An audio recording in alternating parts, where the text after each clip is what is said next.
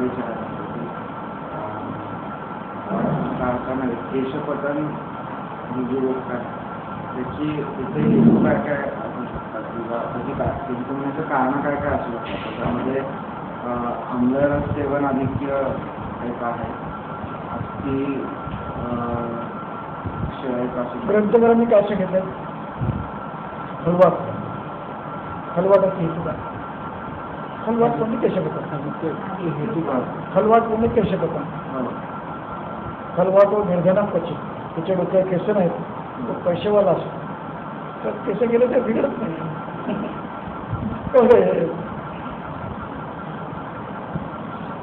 पण त्याची कारणं त्यांनी काय केली केश पतनाची कारणं काय आहेत आणि केस पांढरे होण्याची कारणं काय पुस्तकात पण आता पुस्तक काय सांगू न सांगू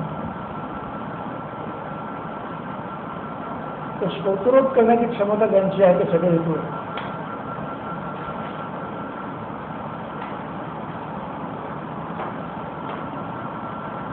हलवादाचा हेतू स्तोत्ररोध हा असेल तर स्तोत्ररोध करणारा प्रत्येक हेतू हा केशपत्राचा हेतू आहे या पद्धतीने मग अभिषेकी पदार्थ आहे अभिन्न भोजन आलं दिवास्वाप आलं अव्यायाम आला दूध आलं दही आलं अत्यगुपान आलं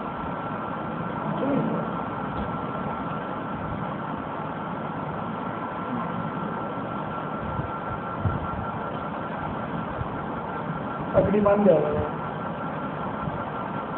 कारण परिणाम त्याचा रस्ता चांगला होणार नाही असं अवरोध करणार केशपत्र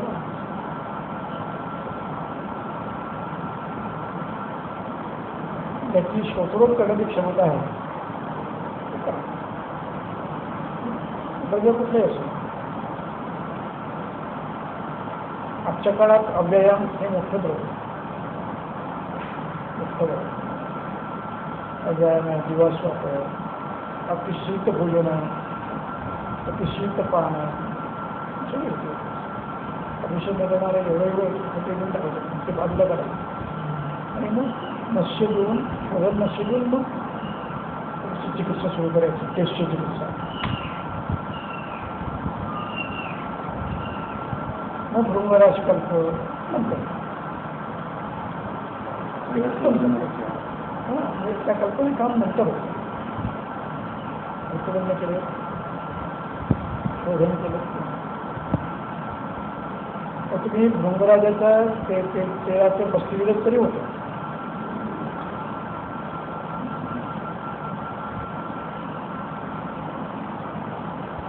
पण हेतूबद्ध केलं पाहिजे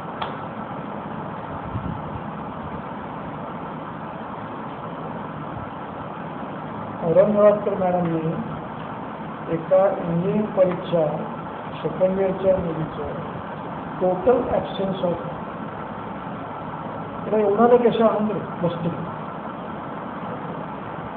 तुमच्याकडे फोटो आहे पण मला त्यांनी दाखवलं म्हणलं काय करू सर काय झालं पुन्हा कसे गेले बोलण्याची सगळं गेलं पुन्हा तुम्ही हेतूबद्ध नाही केले श्लोकरोध पुन्हा झाला आता हेतू कसे करायचे तुम्हाला शिकवून झालं त्याप्रमाणे करा पण नाही लक्षात राहत आठवण राहत नाही लक्षात राहत नाही मला वेळ मिळाला नाही सांगायला पण वस्तुस्थिती अशी आहे एकदा घरी गेलो होतो त्या पेशंटचे फोटो पाहिले आधीचा नंतरचा आणि पुन्हा दोन एक वर्षानंतर पुन्हा मी दाखवलं म्हणा ते आता असं म्हणाले म्हणा म्हणजे वस्तूने कसे त्यापासून दाखवल्या कुठे नव्हता येतात टिकत नाही अनुबंध नाही अनुबंध हे एक प्रयोजन आहे तुमचं चिकित्सेचं जे काही सुखवाप्ती आहे त्याचा अनुबंध असला पाहिजे हे नाही आहे चल उत्तर झालं पण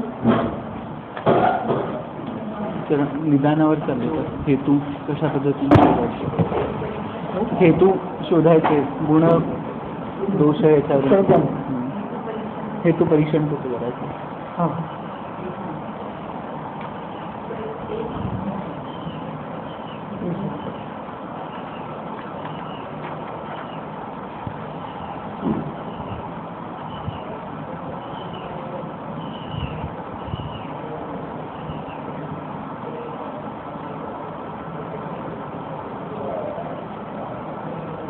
ग्रंथकारांची काही वाक्य खूप महत्त्वाची आहेत.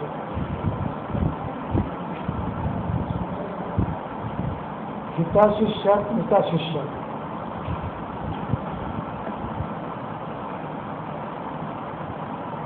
ही 2 वाक्य, याला आणखी 2 वाक्य पाहिजे.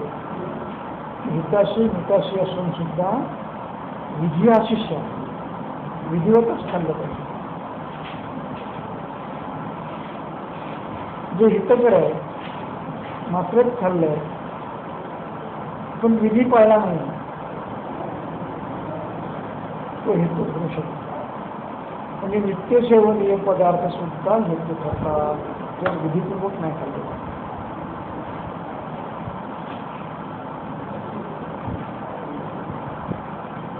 मग उद्या हे कुठं घडतं.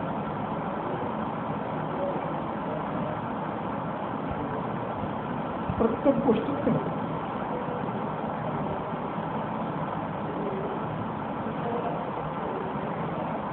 साध्या गोष्टीत घडतं. ऋतू बदलला तरी पाणी बदलतो का. फक्त उन्हाळ्यात बदलतो, इतर ऋतूमध्ये नाही बदलत.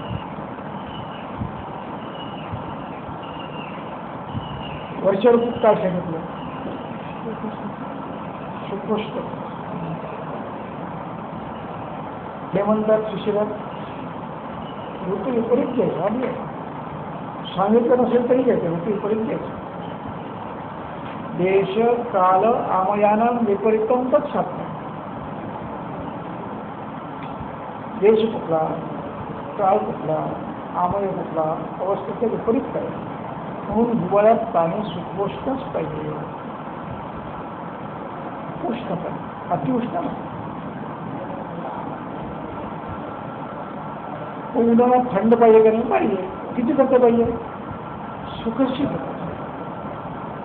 अत्यंतिक शीत. सुखशीतला हा असं वाक्य आहे ग्रीष्म ऋतूमध्ये. सुखशीतला हा असं वाक्य. आम्ही काय करतो, एसी लावून करतो. सुखशीतल आहे का. फ्रीजमधलं पाणी पितो, सुखशीतल आहे का. 8 दिवसाला 4दा आईस्क्रीम संध्याकाळी खातो, सुखशीतल आहे का.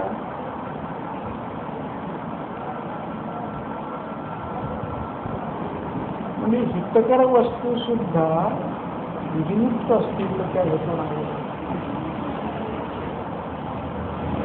नित्यसेवनीय पाणी पण ते विधीपूर्वक केलं तरच शीत. विधिविरहित केलेलं पाणी अग्निमंद करतं. विधिविरहित केलेलं पाणी दोषांचा प्रकोप करतं. विधिविरहित पाणी अजीर्ण करतं.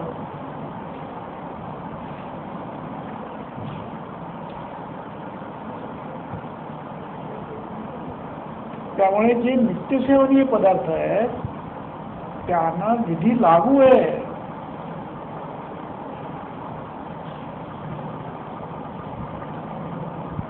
आणि म्हणून प्रत्येक काही नाही, रोजचं जेवतो म्हटलं की नाही जमत. मग ऋतूनुसार बदल होतो का.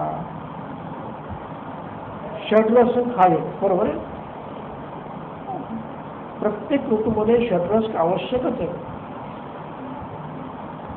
मग षड्रस आवश्यक असले तरी ग्रीष्म ऋतूमध्ये अति तिखट खाणं बंद केलं पाहिजे.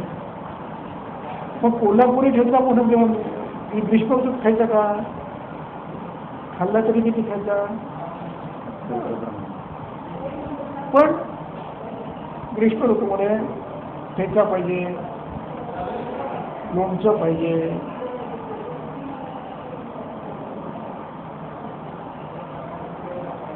लिंबाचं सरबत पाहिजे, म्हणजे लिंबाचं सरबत रोज खाणारी माणसं पाहिजेत नाही. मग त्या लिंबाच्या रसामध्ये काय काय असतं, सरबतात काय काय असतं, मीठ आणि आम्लरस. किती घ्यायचा? घ्यायचा. शरीराचा आहार घ्या, पण मर्यादा पाहिजे, रोज पण.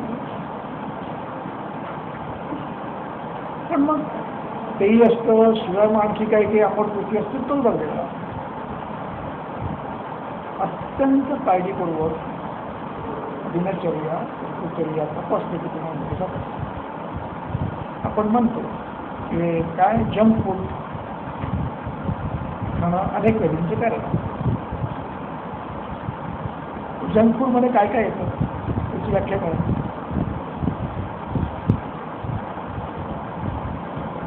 काल पेपराची व्याख्या आहे बरोबर, जंक फूडची व्याख्या. जंक फूड सगळं त्यातल्या त्यात लहान मुलांना आम्ही देतो. लहान मुलांना कुरकुरे, पिवळे आणि चिप्स, बिस्किटच्या कारखान्यात जाऊन पाहिलं का त्यात यीस्ट असतंच एक, त्यात स्नेह असतोच. स्नेह कुठला असतो? पाम स्वस्तात स्वस्त चोर बाजारात मिळेल. जे रेशनिंगला असतं ते डब्बेच्या डब्बे क्रेता अत्यंत अनिश्चित. प्रत्येक बेकरी प्रॉडक्टमध्ये मीठ असतं. या सगळ्याचे परिणाम काय होणार आहे? तेव्हा ऋतुमानाने उन्हाळ्यात बिस्किट, त्यानंतर लिंबू सरबत, या सगळ्याला मर्यादा घातल्या पाहिजे. घालतात का लोक? कारण माहीत नसतं म्हणून घालतात. म्हणजे ऋतूनुसार तुम्हाला रस बदलायला पाहिजे, हा नियम आहे का नाही? छोटंसं घ्यायला पाहिजे, हा नियम आहे. पण मात्रेत घ्यायला पाहिजे, दुसरा नियम आहे. मग आता ऋतूमध्ये मात्रा बदलली पाहिजे का नाही जेवणाची? जी मात्रा हिवाळ्यात असते ती मात्रा ग्रीष्मात असायला नको, कारण ग्रीष्मात पाणी जास्त लागतं. तीच मात्रा पावसाळ्यात नको. द्रव्य सुद्धा बदलले पाहिजे. म्हणजे हिवाळ्यात आवर्जून भात खाताना पाणी काढूनच खाल्ला पाहिजे. पावसाळ्यात भाज्या खाताना स्विंगम निष्क्रिय रसमच केला पाहिजे. अशी नियम. तेव्हा या प्रत्येक गोष्टी हेतू ठरतात. उत्तम कन्सल्टंट व्हायचं असेल, कन्सल्टंट केव्हा माणूस कन्सल्टंटकडे केव्हा जातो?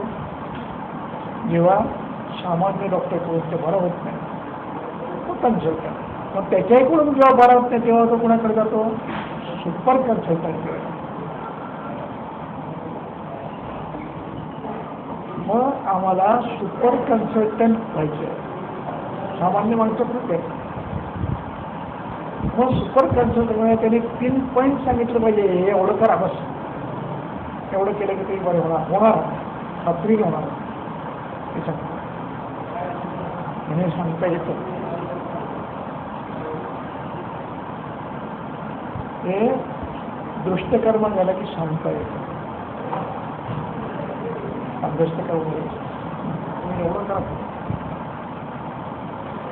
लोक ऐकत नाही. पण वेळ येणार लोक ऐकायला. मला लेटेस्ट आता सांगतो, नागपूरला एक सर्जन MS मॉडर्न मेडिसिन, त्यांना आयुष्य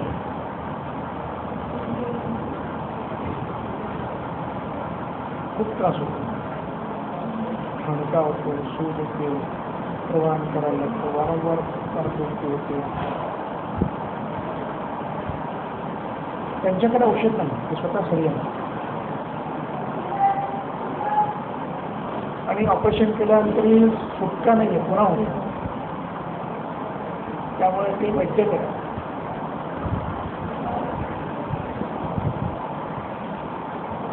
वैद्यकाला वैद्याने सांगितलं की सर तुमचं पाणी पिणं कमी करायला पाहिजे.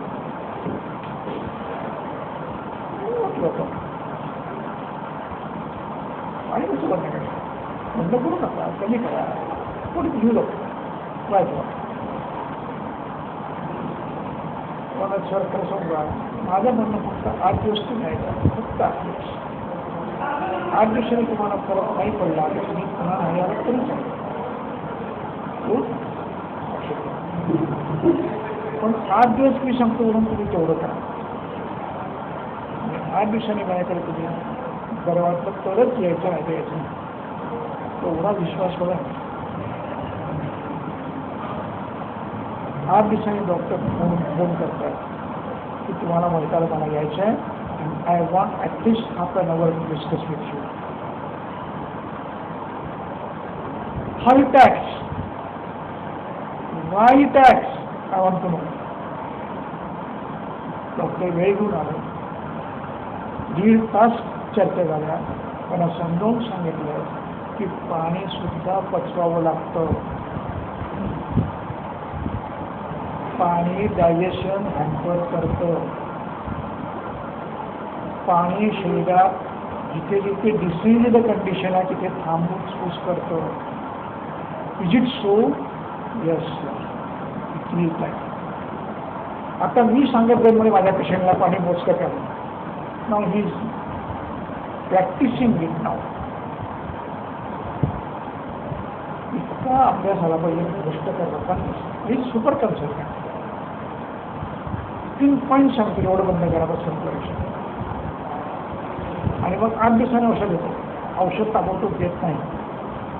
जस्ट लेट मी नो 8 दिवसांनी काय फरक पडतो मला सांगा. 8 दिवसांनी आपण औषध घेऊ. पेशंट ऐकतात. म्हणून आपण सुपर कन्सल्टंट होण्याच्या दृष्टीने बारीक बारीक बारीक बारीक गोष्टी करतो. सारी गोष्टी. आता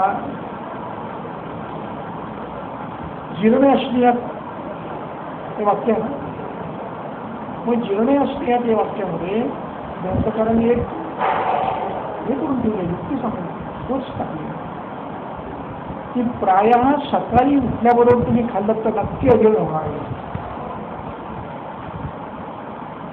मग नेमकेपणे मी विचारायला लागतो आपण सकाळी उठल्याबरोबर सकाळी खाता करून नेमकेपणे विचारायला पाहिजे. आपण सकाळी तुम्ही उठल्याबरोबर काही खाता 80% लोक खातात.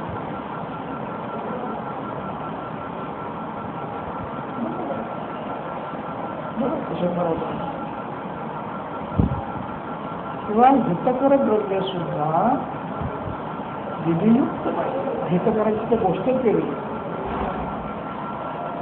हितकर तर खायलाच नको, खाल्लं तरी क्वचित खायला पाहिजे, ते विधियुक्तच खायला पाहिजे. पण हितकर द्रव्य सुद्धा विधियुक्तच खायला पाहिजे. म्हणजे पोळी हित करायचं नाही गव्हाची, ती जर खायची असेल तर ती सकाळी करून ठेवलेली संध्याकाळी थंडगार खायची का नाही विचार कर. उष्णम असतो, उष्णम असतो. जसा गरम भात संध्याकाळी करतो तशा गरम पोळ्या संध्याकाळी केल्या पाहिजे. मी याला विभागणी केली पाहिजे. सकाळी बायकोने केला तर संध्याकाळी पुरुषाने करायचं. गरम गरम करून दोघं नाही पोळ्या एकानेच काय म्हणून करायचं. आपल्याला यायला पाहिजे पोळ्या करून.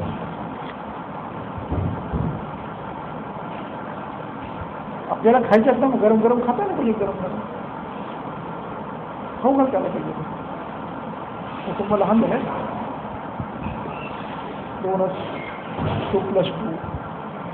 दुसरं कोणी करणार नाही, तर दोघे नोकरी करणार. मग संध्याकाळी पोळ्या नाही करतो, निदान कणिक भिजवून मिळतो तो पोळ्या कर, असं ते करता येईल. गरम खायला पाहिजे.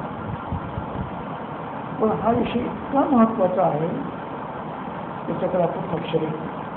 किंवा हितकर द्रव्य सुद्धा विधियुक्तच पाहिजे.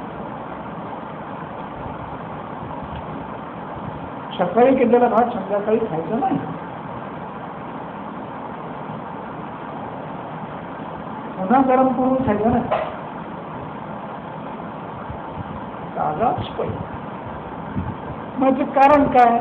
त्याला अध्याय ग्रंथ करायचे, तेव्हा तंदुरुस्ती अध्याही कमी नाही सांगता येत. पण अनुभव हा आहे की रात्री थंडगार भात खाल्ल्यावरती अजीर्ण होतं, सकाळी लवकर भूक लागत नाही, पोटात गुडगुड होतं, तो विष्टंभी आहे. मग तो गरम खाल्ला की विष्टंभ होत नाही. का विष्टंभ होतो माहिती नाही. विष्टंभ होतो इथपर्यंत खरं आहे, का होतो नाही सांगता येत. आज्ञा व्यक्त करायची, ती आज्ञा प्रत्यक्षाधारित आहे, ती पाहिजे. भाताचं पाणी काढा, का काढायचं नाही माहिती. ग्रंथकारांची आज्ञा आहे पाणी काढायचं. मीठ प्रस्तुत 3 पाणी काढायचं, आणि ती प्रत्यक्षाधिष्ठित आहे, अनुभूत आहे. ते लघुत्तम होतं, त्या निमित्त करतं, म्हणून पाणी काढून भात खायचा. किंवा व्याधीकाला काही सांगता येईल ना, रोज नाही सांगता येतं. व्याधी कसं चालतं. सुपर कन्सल्टंट व्हायला इतकं बारीक करतात. म्हणजे नित्य हितकर पदार्थ सुद्धा व्याधीकर होतात, तर विधीचे बारकावे नाही ते लोक. विधीच्या बारकाव्यात पाणी उकळूनच प्यावं, उकळून थंड केलेलं चालेल. विशेषतः हिवाळ्यापर्यंत. उन्हाळ्यात नाही केलं तर चालतं. उन्हाळ्यातील पाणी अनाविष्य मिळतं, काढून घ्यावं, शुद्ध करून घ्यावं.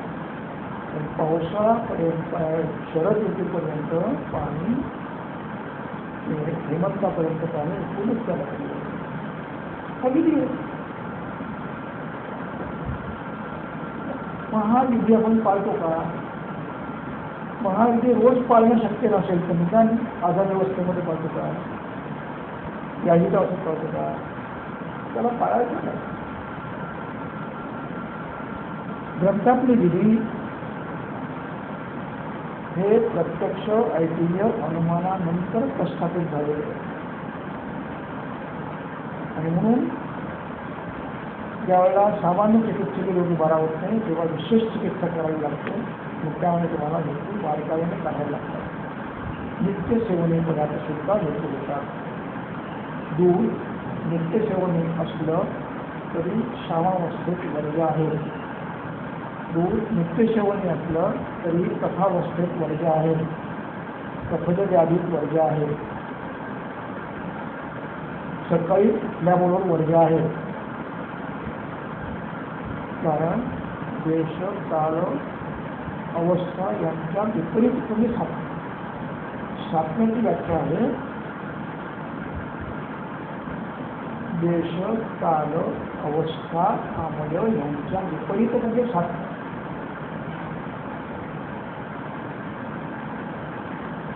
साधने म्हणजे सवय केलेली असा अर्थ चुकूनही घेऊ नका, तो अर्थ चुकीचा आहे. आम्हाला कदाचित वेगवेगळ्या पुस्तकातून असं वाचायला मिळेल, अभ्यास केलेल्या वस्तूला साधना म्हणतात. ही व्याख्या चुकीची आहे. साध्य शब्दाचा अर्थ जी द्रव्य ज्या ऋतूंच्या गुणाच्या विपरीत आहे, जे द्रव्य प्रकृतीच्या विपरीत आहे, जे द्रव्य अवस्थांच्या विपरीत आहे, जे द्रव्य व्याधींचे विपरीत आहे, त्याला साध्य म्हणतात. ही साधनाची व्याख्या आहे. आणि या द्रव्यांचं उपयोग क्रमाक्रमाने करणं याचं नाव ओकसाधन.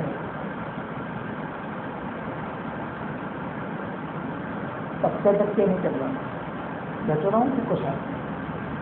उन्हाळ्यात थंड पाणी प्यायचं, एकदम बर्फाचं प्यायचं नाही, एकदम प्यायचं नाही, आधी संमिश्र मग थोडं थंड प्यायचं. असं टप्प्याटप्प्याने मात्रा टप्प्याटप्प्याने वाढवायची. त्याला ओकसाध्य म्हणतात. संदर्भ, चरक, सूत्ररचना, अध्याय 6.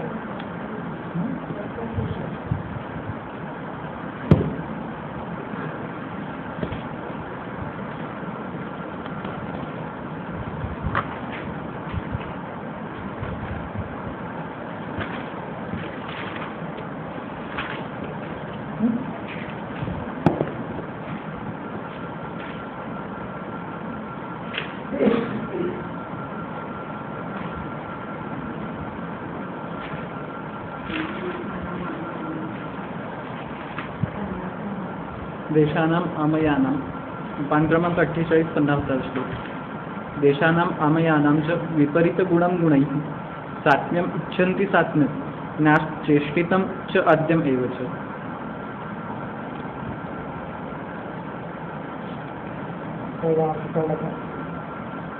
एक एक शब्द होता. देश देश हा देश कुठला आहे, अनुपय का, त्याच्या विपरीत जंगल आहे का, ते देश आमयाना. मग देशामध्ये काळ आला, अवस्था आली, सगळ्या त्याच्या विपरीत करायचं. त्याचं नाव साध्य.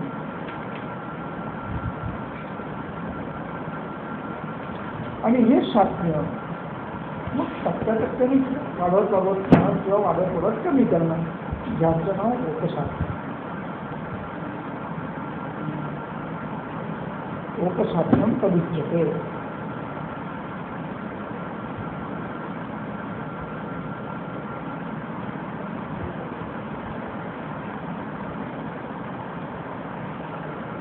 ही स्वप्नाची व्याख्या. मग जे काही आम्ही खातो, रोगी जे काही खातो, ते ऋतू, काल, अवस्था, दोष या दृष्टीने त्याला साध्य आहे का नाही. जर साध्य असेल तर ते बंद करायचं सांगायला पाहिजे.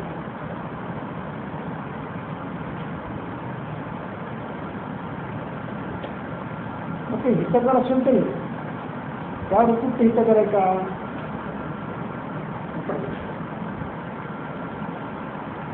सुश्रुत आणि सुश्रुताच्या हिताहिती अध्यायामध्ये एक दुःख व्यक्त केलं की नित्यसेवनीय पदार्थ, आजन्म साध्यातले पदार्थ सुद्धा सगळ्यांना चालत नाही.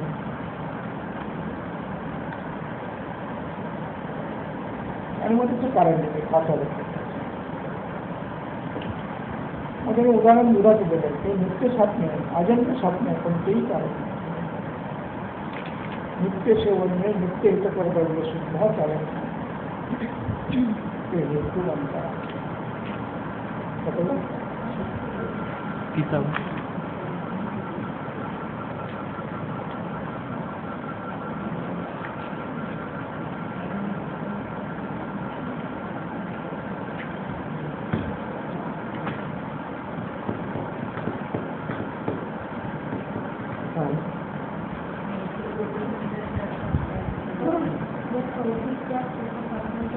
औचित्य शब्द म्हणतात.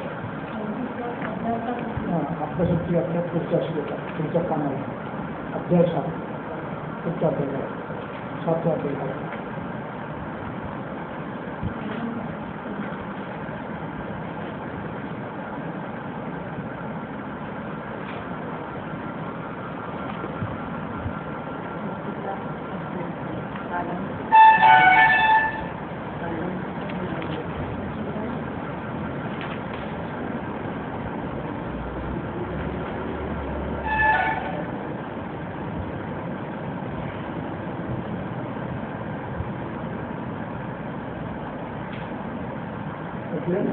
सर्वांचे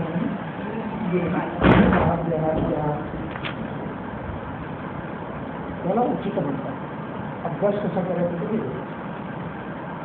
आणि वरच्या श्लोकात ओकशास्त्रामध्ये औचित्य शास्त्र असं म्हणतात. अभ्यास शास्त्र अभ्यास कसा करायचा उचित असा आपला अभ्यास तो कसा करायचा. हितकराचं महत्त्वाचं म्हणजे हितकराचाच करायचं. हितकराचा अभ्यास करायचा ना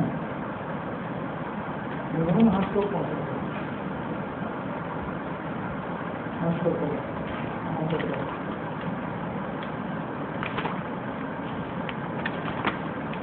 उचितात अहितात विरण्य मरा. त्या उचितात शब्दाचा अर्थ अभ्यसतात. उचितात अहितात अभ्यास केलेला आहे पण अहित करा ते बंद करा.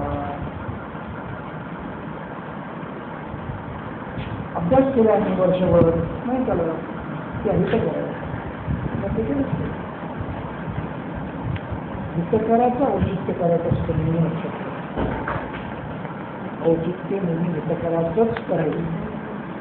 स्वतः वापरत नाही का जाऊ नंतर घेऊन ठेवा. इथं आहे ती अभ्यास.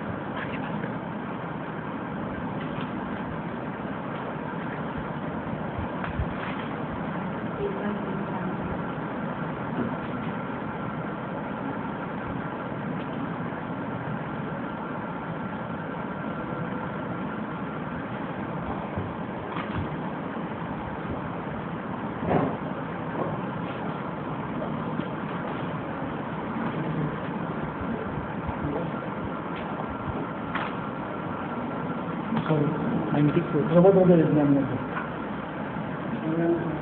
द्रवद्रव्य विज्ञान. एक मिनिट कितवा श्लोक. इथं ऐकलं झाला हा द्रवद्रव्य विज्ञान. द्रवद्रव्य ठीक आहे. घेऊन ठेवा. त्यांनी नित्य हितकर द्रव्य सुद्धा म्हणजे दूध सुद्धा सगळ्यांना चालत नाही. आणि संदर्भ द्रवद्रव्य विज्ञान याचा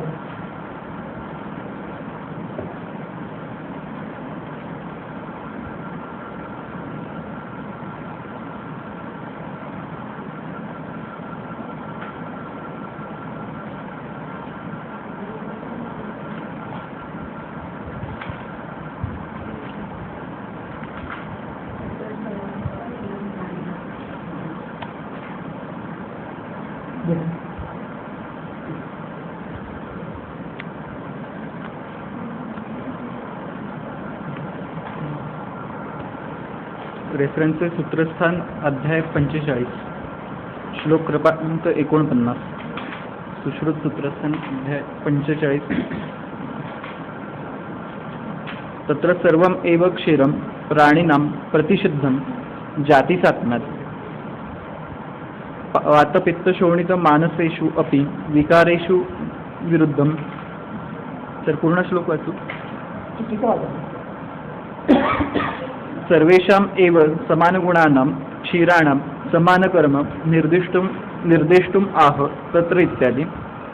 सर्वम् अष्टविधम् अपि इत्यर्थः प्राणिनां जरायुजानां जातिसात्म्यात् मनुष्यादिजाति सुखकरत्वात् मानसेषु विकारेषु रजस्तम संसर्ग. पुढे मग त्यांनी जीर्णज्वरे इत्यादि जीर्णशब्दम् एके ज्वरेण सह सम्बध्नोति, अन्ये तु क्लमान्ते ज्वरादिभिः सह। जीर्णत्वेन तु एषु प्रायेण वातपित्तानुबन्धो भवति इति आहुः। हरशब्दो ज्वरादिभिः क्लमान्तैः सर्वैः सह प्रत्येकम् अभिसम्बध्यते। कासेति कासो अत्र कफकासं त्यक्त्वा, शोषो अत्र मुखकण्ठत।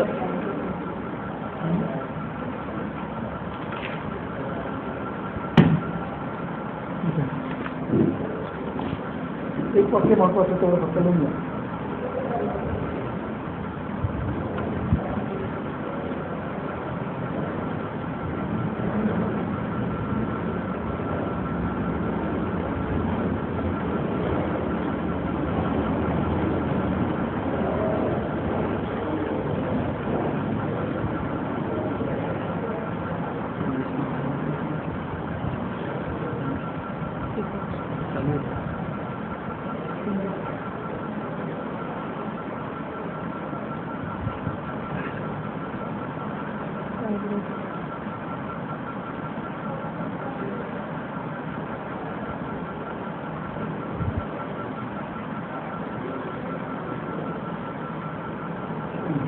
इथून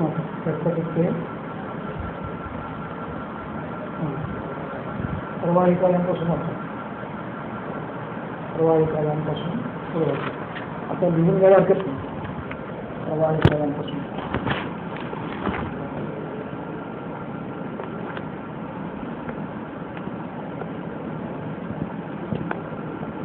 प्रवाहिकायां वातपित्तप्रबलायां गर्भस्रावे आमान्वयाद्विनः रक्तपित्ते कफप्रधाने अग्निमान्वे च न देयम्.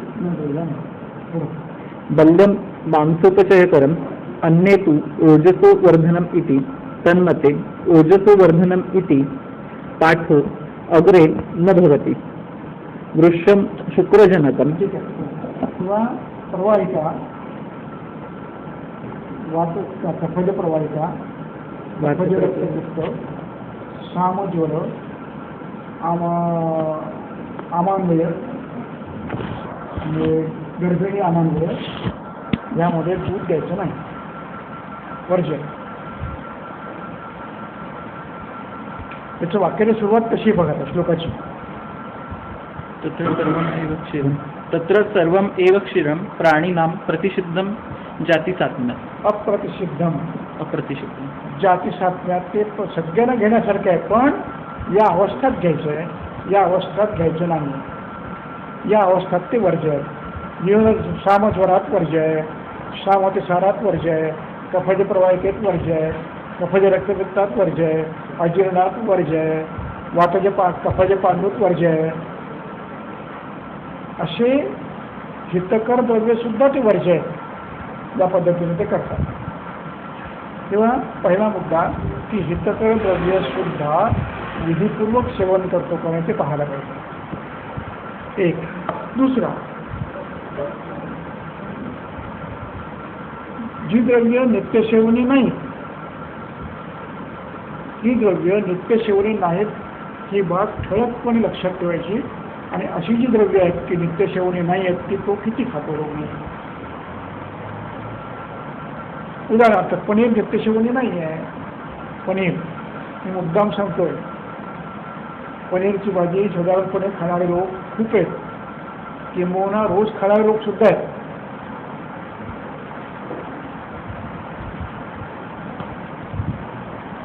त्यातल्या एकटे राहणारे लोक हॉटेलमधून पनीरची भाजी आणतात आणि पोळ्या आणतात.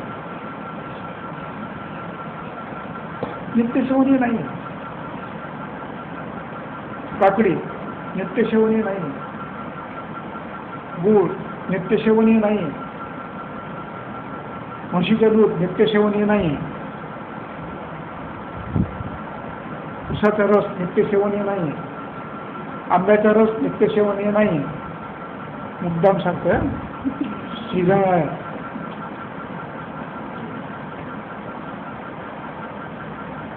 रबडी नित्यसेवनीय नाही, पेढे नित्यसेवनीय नाही.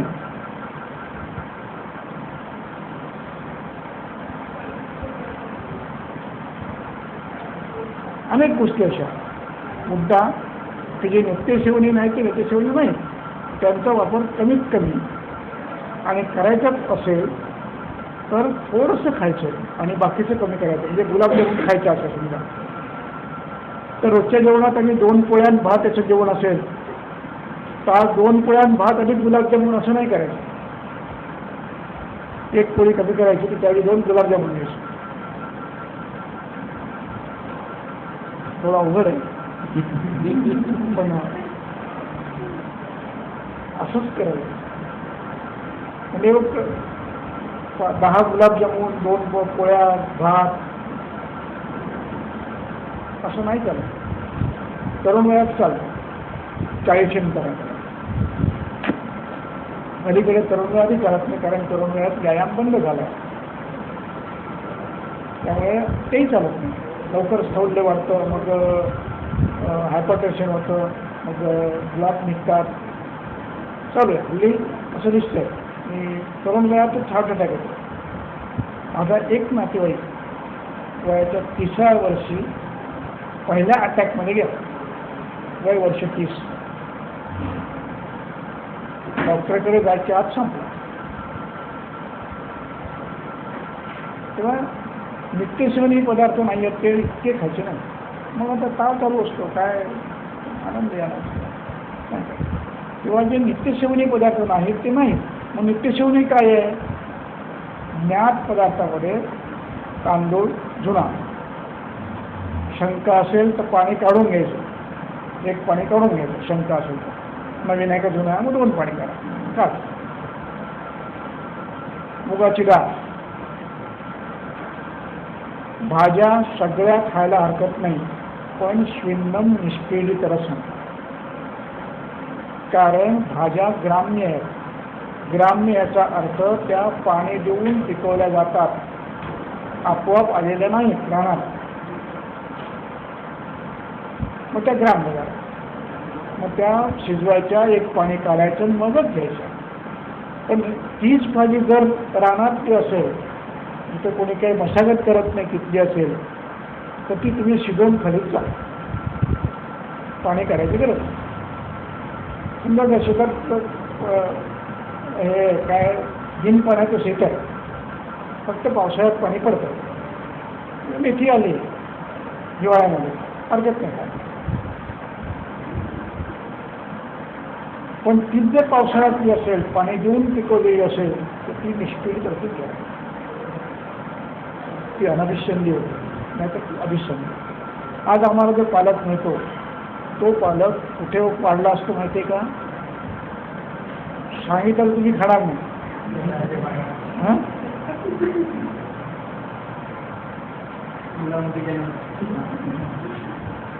गटाराच्या बाजूला असतो.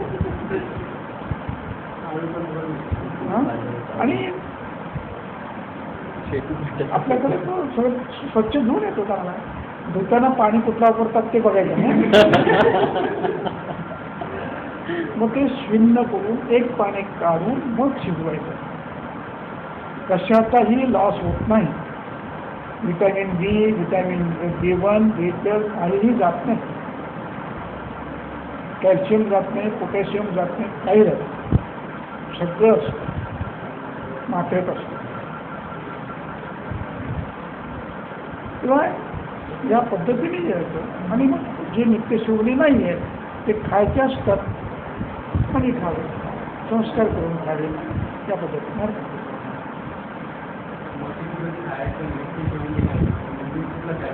गायचं गावरान गायचं खायचं. पण दूध घ्यायचंच नाही. दुधावर बंदीच टाकायची. टोटल बंदी टाकायची दुधावर.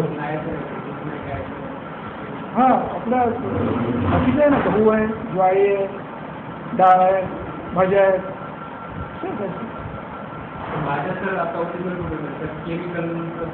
त्याला म्हणून तर निष्पीडित रसन करायचं. श्विन्नम निष्पीडित रसन करायचं. आणि दूध जर खायचं असेल तर चौपट पाणी टाकून उकळून खायचं. म्हणजे दूध खाण्याचा नियम सांगून टाकला त्यांनी.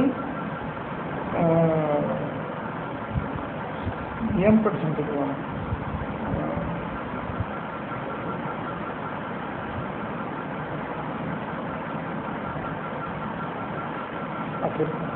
परत अर्थ सांगतो तुला की दूध सुद्धा उकळून घेतलं औषध टाकून तर ते अनाभिषण. मग दूध जर घ्यायचं असेल तर त्यात तिखटरस टाकून पाणी टाकून उकळून घ्यायचं मग तो, किंवा विरंग टाकून उकळून घ्यायचं. त्यात चौपट पाणी टाकायचं, मग विरंग टाकायचे, ते पाणी आतवायचं ते करायचं. पद्धती आहे, मी त्याला पर्याय सांगितलं पण रोज शक्य आहे का नाही. मग चहापुरतं एवढं घ्यायचं, चहापुरतं एवढं टाक व्हाईटनर म्हणून, नुसत्या दुधाचा चहा घ्यायचा नाही तर बाजारात व्हाईटनर मिळतं ते टाक. मी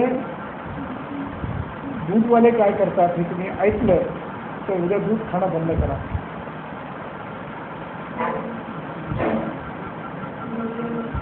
ते तर एक मोठं झालं, बछड्याला लवकर मोठं करायला अंडी खाऊ घालतात रोजच्या.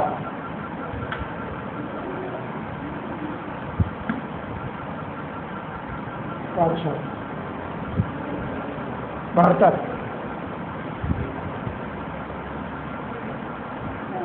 आता शेवटी नाही लागलं तर काहीच वेळ तर बोलायचं, आपल्या हातात काही नाही. जे आपल्या हातात मी तिथे चिंता नाही करायची, सोडून देवाच्या भरोशावर.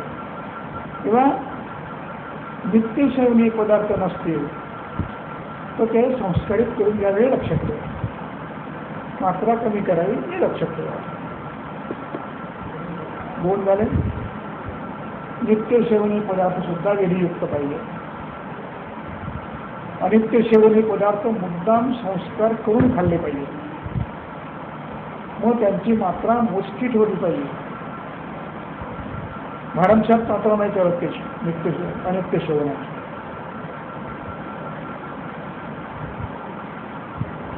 दोन झाले. तिसरा मुद्दा,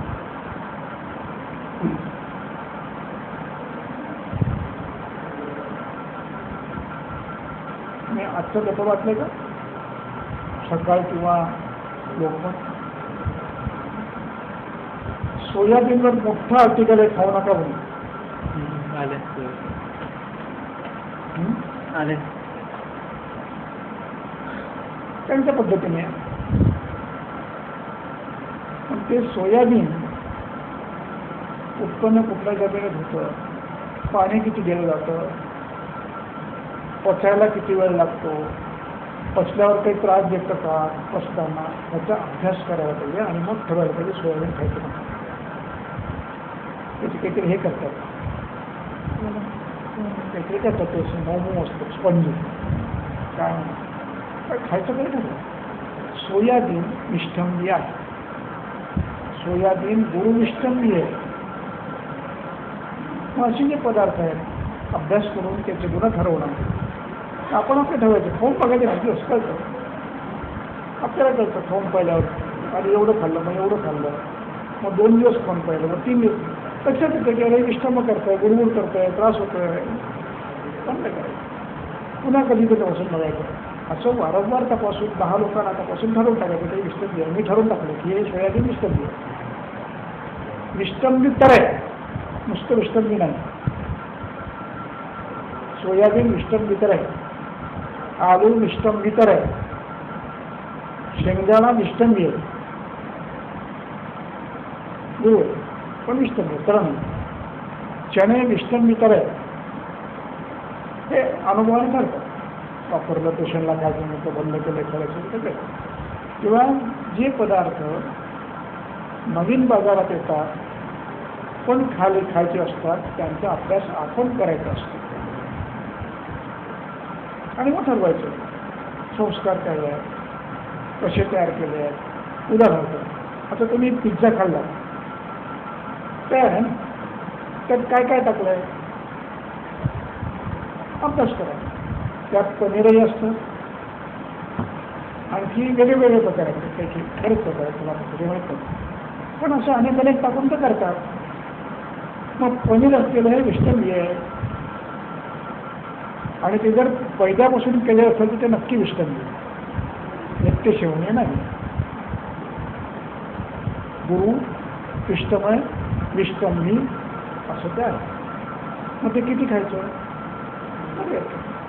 पण फॅड म्हणून जर आठवड्यातून 4 दिवस खाणार असलो तर यादी करायचं. म्हणजे नव्या आलेल्या पदार्थांचं आपण गुणवर्णन आपल्याला करता आलं पाहिजे. नवीन पदार्थ बाजारात येणारे नवीन प्रत्येक. आता पण अलीकडे हे मिळायला लागलं सीताफळाची रबडी. अभ्यास करा, खावी का नाही?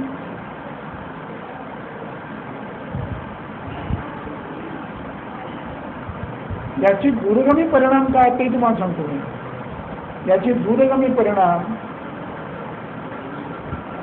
या सगळ्याचे सगळे बरे न होणारे व्याधी आहेत. श्वित्र, उदर, हृदरोग, हायपरटेन्शन, अनेक व्याधी खायचे करेल ना. किंवा नवीन पदार्थांचा अभ्यास आपण करायचा. कोणीतरी करेल, पेपर वाचेल आणि तोही खरा नसतो. पेपर वाचणं व्यापारी करेल, नावा करतात. इतके पेपर वाचले, 50 पेपर वाचले म्हटलं की माणूस मोठा असतो. कोण पेपर वाचतात? त्याच्यावर बरोबर नाही. मी त्याचा अभ्यास करेल प्रत्येकाने. मी अभ्यास स्वतः कोणता अभ्यास करेल या पद्धतीने तिचा अभ्यास करायचा असतो आपण. आणि खूप फार अवघड नाही, आपण समजतो तेवढा अवघड नाही आहे, फार लवकर कळतं आपल्याला. आपल्या सगळ्यांचं आपण असं गृहीत धरू की समागणी आहे तेवढं. मग समागणी समागणी असताना जर एखादी वस्तू आपण नवीन खाल्ली, मात्रेत जास्त खाल्ली तर त्रास जर असेल तर नक्की ती वस्तू करावी, अग्नी जाळावी. या पद्धतीने तपासून बाहेर करतो. तुम्हाला रोज खाल्लेलं, मातेत खाल्लेलं काही त्रास नव्हता पसतं, पण मी आज वाटेवर सोयाबीन खाल्लं, त्रास झाला. त्याच्या आता सोयाबीन इष्ट गुरुवार नाही कसं. या पद्धतीने कसं.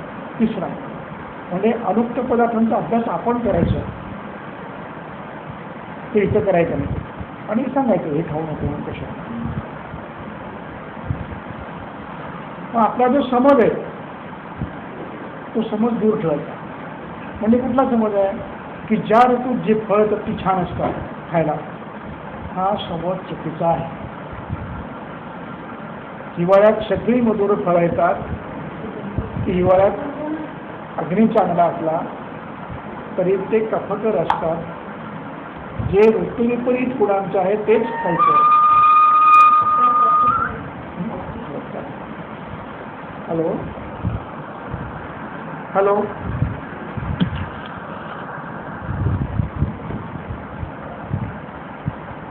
काय सांगतो?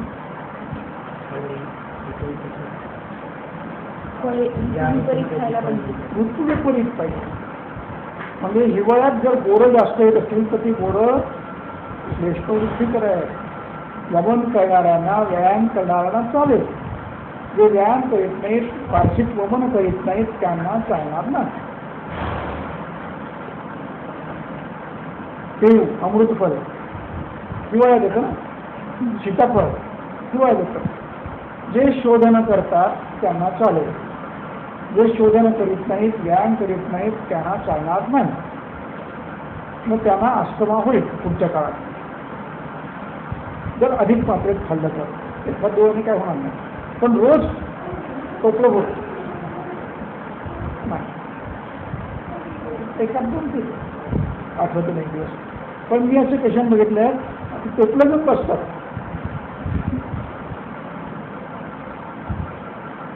आणि दिवस दिवस चालू असतं आणि मग अस्थमा होतो. मग विचारावं काय काय खाल्लं, काय काय घरी छान पैसे हे येतात, चांगले बोरं येतात, सीताफळ येतात, दिवसभर चालू असतं. मला गमत सांगतो आपल्या टमाटे पिझ्झा गोळीचा पिझ्झा एक मी गोकुळीत होतो गुरुवारचा. सामने दुखतात म्हणून माझ्याकडे आला. सेकंड इयरला होतं त्याला. सामने सकाळी जड पडतात आणि हळूहळू कमी होतात. पण सकाळी जड पडतात तरी मला चालायला त्रास होतो.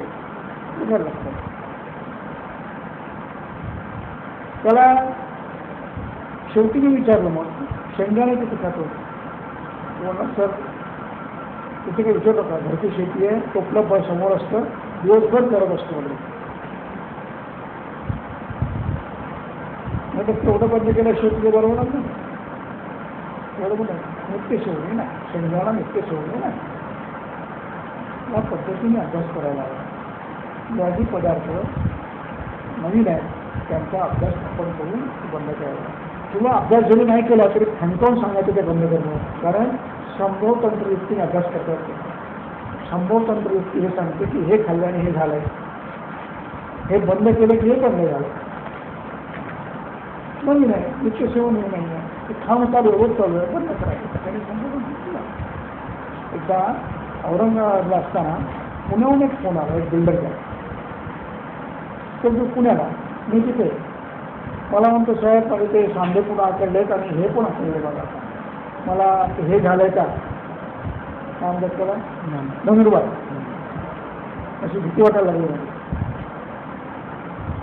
म्हटलं आंब्याचा रस खाणं बंद करा, बरोबरच आहे. तर म्हणलं की ते रोज चालू आहे. म्हटलं म्हणूनच सोडतो तेवढं बंद करा तुम्ही. आणि 2-3 दिवसांनी मला फोन करा. 3 दिवसांनी फोन आला, ठीक आहे कमी म्हणून. संभव तंत्रयुक्ती की सीझन आहे, लोक बाहेर राहतात, आंबे भरपूर मिळतात, खाणार आहेत आणि खाल्ल्याची यादी होणार आहे, बंद केल्याची यादी बनवणार. संभव तंत्रयुक्ती.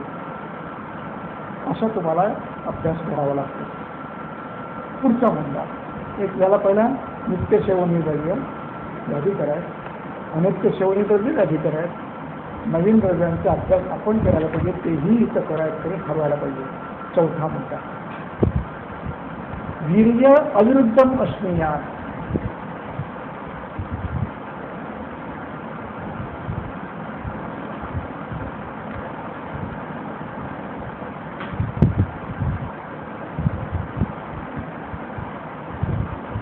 म्हणजे काय, असे 2 पदार्थ खा की जे वीर्यतः ते विरुद्ध होणार नाही. म्हणजे काय, म्हणजे असं की विरुद्धाची व्याख्या काय, विरुद्ध कुणाला म्हणतात की आपल्याला नीट समजली पाहिजे विरुद्धाची व्याख्या. दुर्दैवाने ग्रंथ न वाचल्यामुळे या गोष्टी आपल्यापर्यंत पोचत नाही. पण ग्रंथकारांच्या कल्पना अत्यंत स्वच्छ आहे, कुठेही घोळ नाही. किंवा मूळ ग्रंथ आपल्याला ते कळायला लागतं विरुद्ध कुणाला म्हणायचं. आणि विरुद्ध शब्दाचा व्यावहारिक अर्थ आपण काय घेतो, विपरीत. तो अर्थ इथे नाही. ही पारिभाषिक संज्ञा आहे, ज्याला विधान तंत्रयुक्ती म्हणतात. ग्रंथांनी वापरलेला शब्द म्हणजे विधान, विशिष्ट अर्थाने वापरलेला शब्द म्हणजे विधान.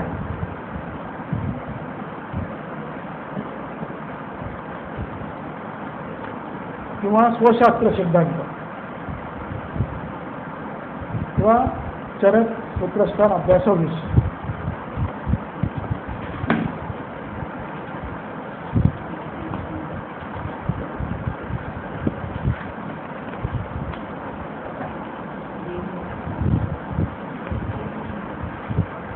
श्लोक कितवा,